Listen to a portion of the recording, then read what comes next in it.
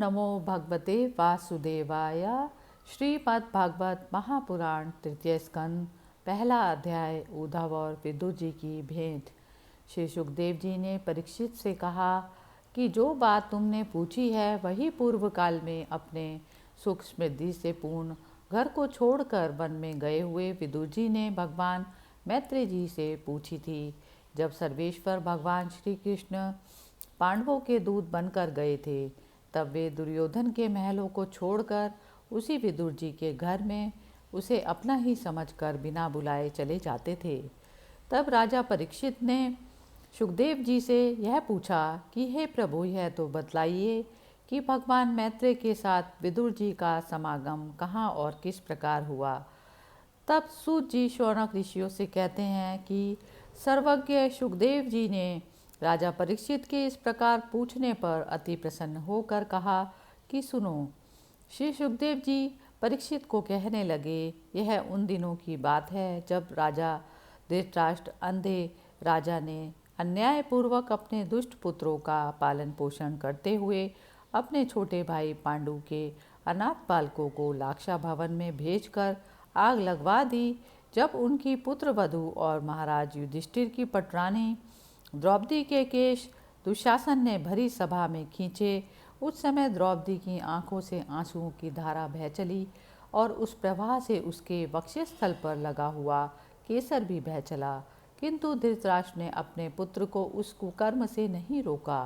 दुर्योधन ने सत्यपरायण और भोले भाले युधिष्ठिर का राज्य जुए में अन्याय से जीत लिया और उन्हें वन में निकाल दिया। किंतु वन से लौटने पर प्रतिज्ञा अनुसार जब उन्होंने अपना भाग मांगा तब भी मोहवश उन्होंने युधिष्ठिर को उनका हिस्सा नहीं दिया। महाराज युधिष्ठिर के भेजने पर जब भगवान श्री कृष्ण ने कौरवों की सभा में हित भरे वचन कहे तो जो भीष्म आदि सज्जनों को अमृत से लगे, पर कुरुराज ने उनके कथन को कुछ भी आदर न दिया। देते कैसे, उनके तो सारे पुण्य नष्ट हो चुके थे। फिर जब सलाह के लिए विदुर जी को बुलाया गया तब मंत्रियों में श्रेष्ठ विदुर जी ने राज्य भवन में जाकर बड़े भाई धृतराष्ट्र के पूछने पर उन्हें वह सम्मति दी जिसे नीति शास्त्र के जानने वाले पुरुष विदुर नीति कहते हैं।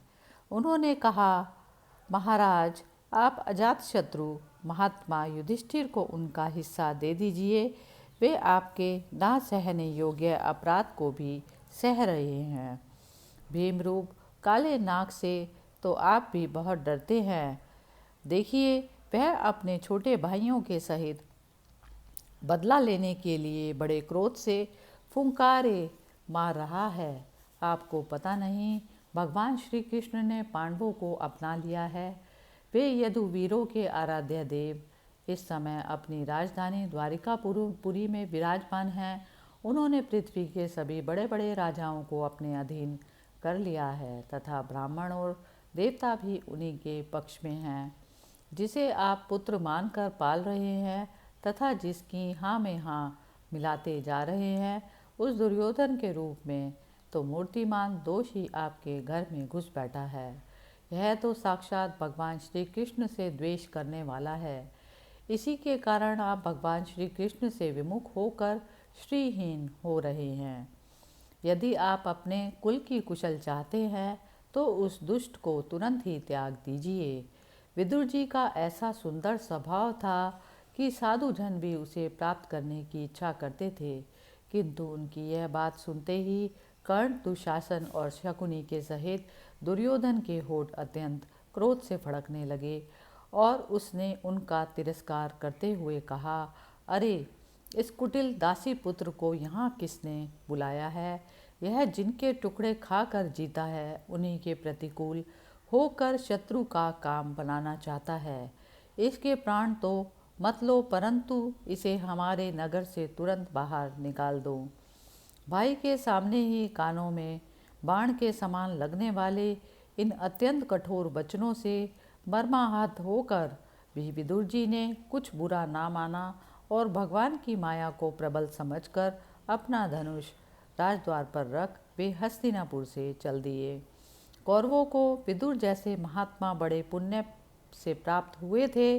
वे हस्तिनापुर से चलकर पुण्य करने की इच्छा से भूमंडल में तीर्थपाद भगवान के क्षेत्रों में विचरने लगे, जहाँ श्री हरि ब्रह्मा रुद्र अनंत आदि अनेकों मूर्तियों के रूप में विराजमान हैं। जहाँ जहाँ भगवान की प्रतिमाओं से सुशोभित तीर्थ स्थान, नगर, पवित्र वन, पर्वत, निकुंज और निर्मल जल से भरे हुए नदी सरोवर आदि थे, उन सभी स्थानों में वे अकेले ही विचरते रहे। वे अवधूत वेश में स्वच्छंदतापूर्वक पृथ्वी पर विचरते थे, जिससे आत्मीय जन उन्हें पहचान न सके।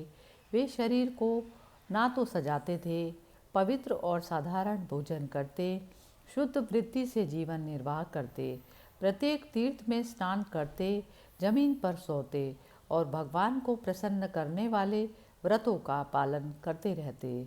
इस प्रकार भारतवर्ष में ही विचरते विचरते जब तक वे प्रभास क्षेत्र में पहुँचे, तब तक भगवान श्री कृष्ण की सहायता से महाराज युधिष्ठिर पृथ्वी का एक छत्र अखंड राज्य करने लगे थे।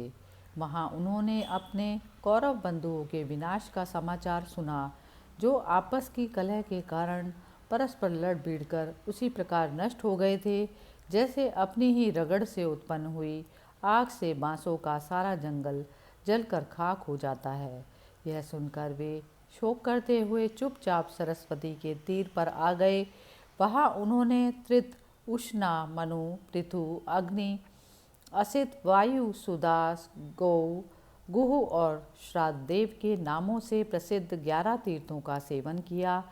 इसके सिवा पृथ्वी में ब्राह्मण और देवताओं के स्थापित किए हुए जो भगवान विष्णु के और भी अनेकों मंदिर थे, जिनके शिखरों पर भगवान के प्रधान आयुध चक्र के चिन्ह थे और जिनके दर्शन मात्र से श्री कृष्ण का स्मरण हो आता था, उनका भी सेवन किया। वहाँ से चलकर वे धन धान्यपूर्ण सौराष्ट्र, सौवीर, मत्स्य और कुरुजांगल आदि देशों में होते हुए जब कुछ दिनों में यमुना तट पर पहुँचे, तब वहाँ उन्होंने परम भागवत उद्धव जी का दर्शन किया। भगवान श्री कृष्ण के प्रख्यात सेवक और अत्यंत शांत स्वभाव के थे। वे पहले बृहस्पति जी के शिष्य रह चुके थे। विदुर जी ने उन्हें देखकर प्रेम से बड़ा आलिंगन किया और उनसे अपने आराध्य भगवान श्री कृष्ण और उनके आश्रित अपने स्वजनों का कुशल समाचार पूछा। विदुर जी कहने लगे, उद्धव जी, पुराण पुरुष बलराम जी और श्री कृष्ण ने अपने ही नाभि कमल से उत्पन्न हुए ब्रह्मा जी की प्रार्थना से इस जगत में अवतार लिया है। वे पृथ्वी का भार उतारकर सबको आनंद देते हुए अब श्री वसुदेव जी के घर कुशल से रह रहे हैं ना। प्रियवर, हम कुरुवंशियों के परम सुहृद और पूज्य वसुदेव जी, जो पिता के समान उदारतापूर्वक अपनी कुंती आदि बहनों को उनके स्वामियों का संतोष कराते हुए उनकी सभी मनचाही वस्तुएं देते आए हैं, आनंद पूर्वक है ना।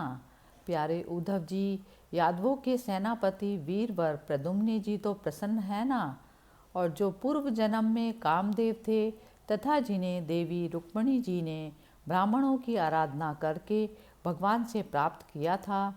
सातवत, वृष्णि, भोज और दाशाह वंशी यादवों के अधिपति महाराज उग्रसेन तो सुख से है ना, जिन्होंने राज्य पाने की आकांक्षा सर्वथा परित्याग कर दिया था, किंतु कमल नयन भगवान श्री कृष्ण ने जिन्हें फिर से राज्य सिंहासन पर बैठाया। सौम्य अपने पिता श्री कृष्ण के समान समस्त रथियों में अग्रगण्य श्री कृष्ण तनय सांब सकुशल तो है ना। ये पहले पार्वती जी के द्वारा गर्भ में धारण किए हुए स्वामी कार्तिक हैं। अनेकों व्रत करके जामवती ने इन्हें जन्म दिया, जिन्होंने अर्जुन से रहस्य युक्त धनुर्विद्या की शिक्षा पाई। वे सात्यकी तो कुशल पूर्वक है ना। वे भगवान श्री कृष्ण की सेवा से अनायास ही भगवत जनों की उस महान स्थिति पर पहुंच गए हैं, जो बड़े बड़े योगियों को भी दुर्लभ है। भगवान के शरणागत निर्मल भक्त बुद्धिमान अक्रूर जी भी प्रसन्न है ना, जो श्री कृष्ण के चरण चिन्हों से अंकित व्रज के मार्ग की रज में प्रेम से अधीर होकर लौटने लगे थे। भोजवंशी देवक की पुत्री देवकी जी अच्छी तरह हैं, जो देव माता अदिति के समान ही साक्षात विष्णु भगवान की माता हैं। जैसे वेद त्रयी यज्ञ विस्तार रूप अर्थ को अपने मंत्रों में धारण किए रहती हैं, उसी प्रकार उन्होंने भगवान श्री कृष्ण को अपने गर्भ में धारण किया था। आप भक्तजनों की कामनाएं पूर्ण करने वाले भगवान अनिरुद्ध जी सुखपूर्वक हैं ना, जिन्हें शास्त्र वेदों के आदिकरण और अंत्यकरण चतुष्टय के चौथे अंश मन के अधिष्ठाता बतलाते हैं। सौम्य स्वभाव उद्धव जी अपने हृदयेश्वर भगवान श्री कृष्ण का अनन्य भाव से अनुसरण करने वाले, जो हरदीक सत्यभामानंदन चारुदेष्ण और गद आदि अन्य भगवान के जो पुत्र हैं, वे सब भी कुशल पूर्वक हैं ना। महाराज युधिष्ठिर अपनी अर्जुन और श्री कृष्ण दोनों भुजाओं की सहायता से धर्म मर्यादा का न्यायपूर्वक पालन करते हैं ना। मैदानव की बनाई हुई सभा में इनके राज्य वैभव और दबदबे को देखकर दुर्योधन को बड़ा ढहा हुआ था। अपराधियों के प्रति अत्यंत असहिष्णु भीमसेन ने सर्प के समान दीर्घकालीन क्रोध को छोड़ दिया है क्या? जब वे गदा युद्ध में तरह तरह के पैतरे बदलते थे, तब उनके पैरों की धमक से धरती डोलने लगती थी। जिनके बाणों के जाल से छिपकर किरात वेशधारी अतएव किसी की पहचान में ना आने वाले भगवान शंकर प्रसन्न हो गए थे। वे रथी और यूथपतियों का सुयश बढ़ाने वाले गांडीवधारी अर्जुन तो प्रसन्न है ना। अब तो उनके सभी शत्रु शांत हो चुके होंगे। पलक जिस प्रकार नेत्रों की रक्षा करती है, उसी प्रकार कुंती के पुत्र युधिष्ठिर आदि जिनकी सर्वदा संभाल रखते हैं और कुंती ने ही जिनका लालन पालन किया है, वे माद्री के यमज पुत्र नकुल सहदेव कुशल से तो है ना। उन्होंने युद्ध में शत्रु से अपना राज्य उसी प्रकार छीन लिया जैसे दो गरुड़ इंद्र के मुख से अमृत निकाल लाए। अहो, बेचारी कुंती तो राज ऋषि श्रेष्ठ पांडु के वियोग में मितप्रायसी होकर भी इन बालकों के लिए ही प्राण धारण किए हुए है। रथियों में श्रेष्ठ महाराज पांडु ऐसे अनुपम वीर थे कि उन्होंने केवल एक धनुष लेकर ही अकेले चारों दिशाओं को जीत लिया था। सौम्य स्वभाव उद्धव जी, मुझे तो अधः पतन की ओर जाने वाले उन धृतराष्ट्र के लिए बार बार शोक होता है, जिन्होंने पांडवों के रूप में अपने परलोकवासी भाई पांडु से ही द्रोह किया तथा अपने पुत्रों की हाँ में हाँ मिलाकर अपने हित चिंतक मुझको भी नगर से निकलवा दिया। किंतु भाई, मुझे इसका कुछ भी खेद अथवा आश्चर्य नहीं। जगत विधाता भगवान श्री कृष्ण ही मनुष्यों की सी लीलाएं करके लोगों की मनोवृत्तियों को भ्रमित कर देते हैं। मैं तो उन्हीं की कृपा से उनकी महिमा को देखता हुआ दूसरों की दृष्टि से दूर रहकर सानंद विचर रहा हूँ। यद्यपि कौरवों ने उनके बहुत से अपराध किए, फिर भी भगवान ने उनकी इसलिए उपेक्षा कर दी थी कि वे उनके साथ उन दुष्ट राजाओं को भी मारकर अपने शरणागतों का दुख दूर करना चाहते थे, जो धन, विद्या और जाति के मत से अंधे होकर कुमार्गगामी हो रहे थे और बार बार अपनी सेनाओं से पृथ्वी को कंपा रहे थे। उद्धव जी, भगवान श्री कृष्ण जन्म और कर्म से रहित हैं, फिर भी दुष्टों का नाश करने के लिए और लोगों को अपनी ओर आकर्षित करने के लिए उनके दिव्य जन्म कर्म हुआ करते हैं। नहीं तो भगवान की तो बात ही क्या। दूसरे जो लोग गुणों से पार हो गए हैं, उनमें से भी ऐसा कौन है जो इस कर्माधीन देह में बंधन में पड़ना चाहेगा। अतः मित्र, जिन्होंने अजन्मा होकर भी अपनी शरण में आए हुए समस्त लोकपाल और आज्ञाकारी भक्तों का प्रिय करने के लिए यदुकुल में जन्म लिया है, उन पवित्र कीर्ति श्री हरि की बातें सुनाओ। इस प्रकार तीसरे स्कंद का प्रथम अध्याय समाप्त हुआ। हरि ओम तत्सत।